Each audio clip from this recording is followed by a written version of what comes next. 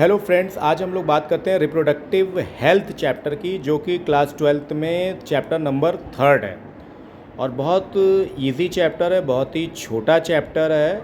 और इस चैप्टर से लगभग बच्चे फुल मार्क्स लेकर आते हैं और बड़ा मज़ा आता है इस चैप्टर को पढ़ने में। तो सबसे पहले बात करते हैं WHO वर्ल्ड हेल्थ ऑर्गेनाइजेशन है। ये एक वर्ल्ड की ऐसी ऑर्गेनाइजेशन है जो ये बताती है कि इंसान फिज़िकली, इमोशनली, बिहेवियरली, सोशली और रिप्रोडक्टिवली अगर सभी तरीके से अगर इंसान फिट है तो वो अपने आप को भैया क्या समझे, हेल्दी समझे। हेल्दी होने का मतलब नहीं बहुत ज़्यादा हट्टे कट्टे हैं, पता चला दिमाग है ही नहीं, इमोशंस हमारे हैं नहीं। तो हमें क्या करना है भाई, ये जो बातें हैं रिप्रोडक्शन, फिज़िकल, मेंटल, इमोशनल, तब जाकर हम फुल कंप्लीट हो पाएंगे। रिप्रोडक्टिव हेल्थ की प्रॉब्लम्स क्या हैं? इंडिया एक पहली कंट्री है जहाँ पर टोटल रिप्रोडक्टिव हेल्थ बहुत बड़ा इशू रहता है, क्योंकि जनसंख्या ज़्यादा है, समस्याएं बहुत ज़्यादा हैं। फैमिली प्लानिंग प्रोग्राम्स चलाए गए इंडिया में, और बहुत सारे reproductive child health care programs भी चलाए गए, क्योंकि जहाँ जनसंख्या ज़्यादा होती है वहाँ पर प्रेगनेंसी, डिलीवरी, फैमिली प्लानिंग, ये सब चीज़ें चलती रहती हैं। इससे बहुत सारी समस्याएँ महिलाओं को आ जाती हैं। गवर्नमेंट ने क्या किया कि भाई ऑडियो, वीडियो, प्रिंट मीडिया के थ्रू लोगों को अवेयर करने का काम किया। फैमिली मेम्बर्स को बताया, क्लोज रिलेटिव्स को बताया गया।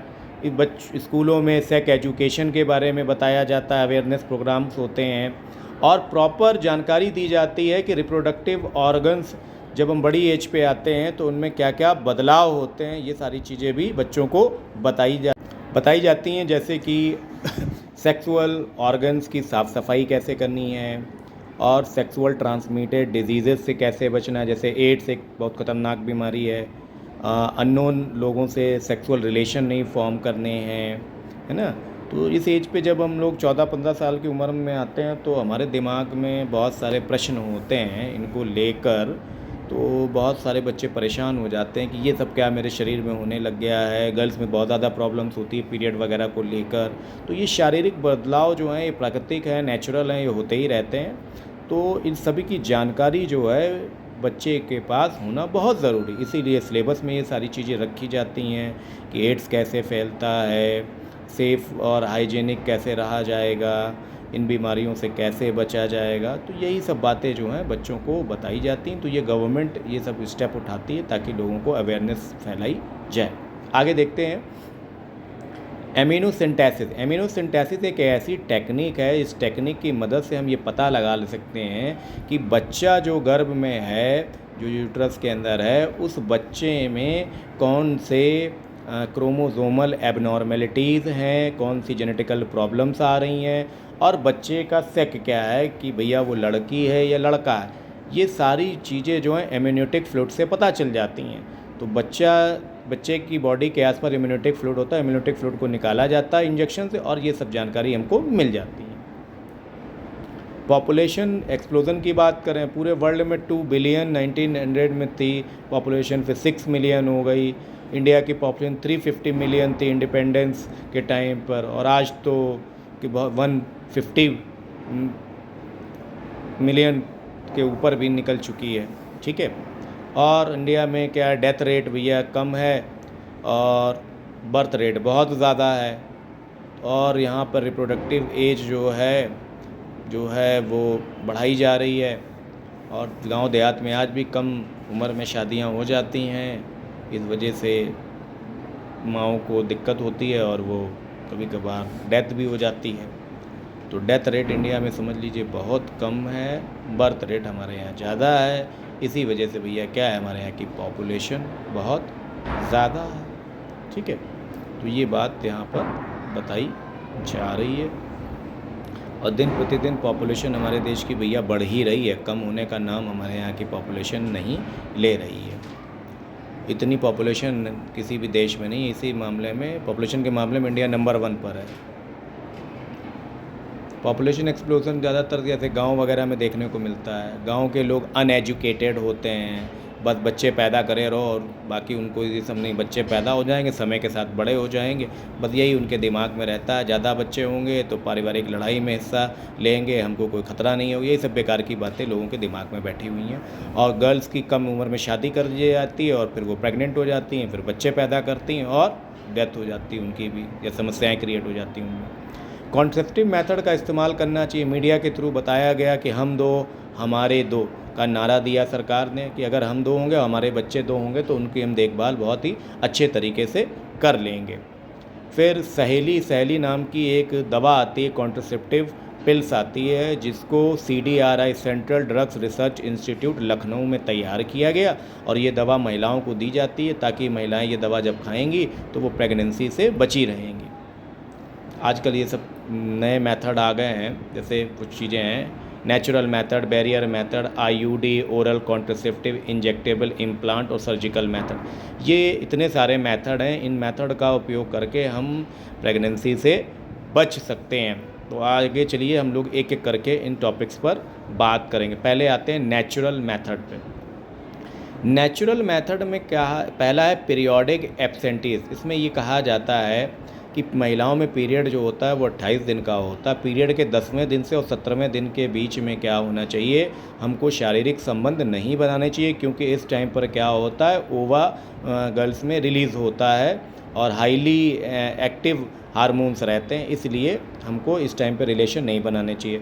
विड्रॉल और कोइटस इंटरप्टस, तो अगर मान लीजिए मेल और फीमेल रिलेशन बना रहे हैं तो मेल की पेनिस फीमेल के वेजाइना में है और उसको लग रहा है कि अब स्पर्म निकलने वाले हैं, तो उसको अपनी पेनिस जो है फीमेल के वेजाइना से बाहर निकाल लेनी चाहिए ताकि स्पर्म जो है वेजाइना में एंटर ना कर पाए, अन्यथा प्रेगनेंसी हो जाएगी। तीसरी चीज़ है लैक्टेशनल एमेनोरा में absence of menstrual cycle during first 6 month of intense lactational period.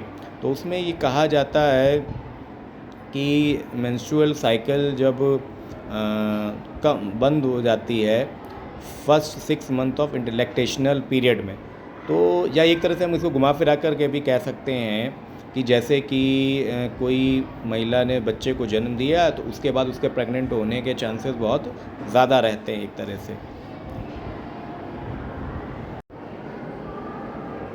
Barrier method की बात करें, जैसे मार्केट में आजकल कॉन्डोम्स आते हैं रबड़ के बने हुए, तो मेल क्या करते हैं उस कॉन्डोम को अपनी पेनिस पे लगा देते हैं, फिर वो रिलेशन बनाते हैं, तो वेजाइना में जब उनकी पेनिस एंटर हो जाती है तो जो स्पर्म रिलीज़ होते हैं वो कॉन्डोम के अंदर ही रहते हैं, ठीक है, तो इससे प्रेगनेंसी से बचा जाए। तो ये आजकल सबसे नंबर 1 का मेथड है जिसका इस्तेमाल लोग सबसे ज़्यादा करते हैं। डायफ्राम, सर्वाइकल कैप, वॉल्ट वगैरह ये सब बैरियर मेथड होते हैं, जिन बैरियर फॉर फीमेल के सेरेविक को कवर कर लिया जाता है कोइटस के टाइम पर और बाद में इसको वॉश कर लिया जाता है। बैरियर मेथड के फ़ायदे क्या हैं, आसानी से इसको फेंक सकते हैं, अपने आप लगा सकते हैं, रीयूज़ कर सकते हैं, साफ़ कर सकते हैं और स्पर्म को सेरेविक के थ्रू वेजाइना में पहुंचने से ब्लॉक किया जा सकता है, रोका जा सकता है। अगर स्पर्म ओवा से मिल गया तो भाई कुछ नहीं हो सकता, फिर प्रेगनेंसी आ ही जाएगी। ये हमारे क्या थे भाई बैरियर मेथड्स से, ठीक है। Intra uterine device insert by doctor या नर्स वगैरह, इन डिवाइसेस को वेजाइना में फिट कर दी जाती है। Example CUT, copper 7, multiload 375, Lippes loops ये आते हैं। तो ये copper ion release suppress sperm की motility, fertilizing capacity of sperm को क्या कर देते हैं, कम कर देती हैं। Hormone releasing IUD makes uterus unsuitable for implantation और सर्विक हॉस्टल, तो स्पर्म को ठहरने नहीं देती हैं और उसकी पावर को पूरी तरह से ख़त्म कर दिया जाता है ताकि प्रेगनेंसी ना हो। तो इसलिए ये डिवाइस का इस्तेमाल महिलाएं करती हैं। हमारे देश में कॉपर टी सबसे सस्ता और इफ़ेक्टिव तरीका होता है। इस तरीके का इस्तेमाल करके 5 साल, 10 साल, 20 साल तक हम प्रेगनेंसी से बच सकते हैं। इसलिए हिंदुस्तान में इस मेथड का इस्तेमाल लोग सबसे ज़्यादा करते हैं। ओरल पिल्स को डेली लिया जाता है 21 दिन तक और ये बहुत ही इफ़ेक्टिव है, लेस साइड इफ़ेक्ट होता है। जैसे सहेली जो है एक ओरल कॉन्ट्रासेप्टिव नॉन स्टेरॉयडल दवा हुआ करती थी और पहले इसका इस्तेमाल किया जाता था। तो ये दवा जो होती थी हफ्ते में एक टैबलेट खानी रहती थी तो इस्तेमाल बहुत ज़्यादा पहले होता था। अब आजकल इन सब चीज़ों का इस्तेमाल बहुत कम हो गया है। आजकल लोग इंजेक्शंस वगैरह लगवाते हैं जिससे implantation of progesterone estrogen under the skin, तो उससे भी आजकल प्रेगनेंसी से बचा जा सकता है। फिर आगे है सर्जिकल मेथड। सर्जिकल मेथड को स्टरलाइजेशन भी कहते हैं और इसमें एडवाइस किया जाता है मेल और फीमेल को कि वो नसबंदी, जैसे आपने सुना होगा, तो मेल की नसबंदी जो होती है वो वेसेक्टोटॉमी कहलाती है और फीमेल में जो नसबंदी होती है महिला में वो ट्यूबेक्टोटोमी कहलाती है। तो क्या होता है, मेल में क्या किया जाता है, वास डिफरेंस को या तो काट दिया जाता है या उसको टाइटली ब्लॉक कर दिया जाता है बांध के। ऐसे फीमेल में फॉलोपियन ट्यूब को कट कर सकते हैं या फिर उसको टाइटली बांध कर दिया जाता है ताकि स्पर्म और ओवा एक दूसरे के कांटेक्ट में ना आए। तो ये बहुत ही हाईली इफ़ेक्टिव मेथड है और ये रिवर्सिबिलिटी इसकी बहुत कम होती है यानी, और ये परमानेंट एक तरह से मेथड है। उन कपल्स के लिए है जिनके 2-3 बच्चे हैं, अब वो दोबारा बच्चे नहीं चाहते हैं, वो इस मेथड का इस्तेमाल कर सकते हैं। तो सर्जिकल मेथड में एक छोटा सा ऑपरेशन होता है बस, और ज़्यादा कोई दिक्कत नहीं होती है। बाकी मेथड वगैरह हैं तो उसमें खर्चा ज़्यादा है।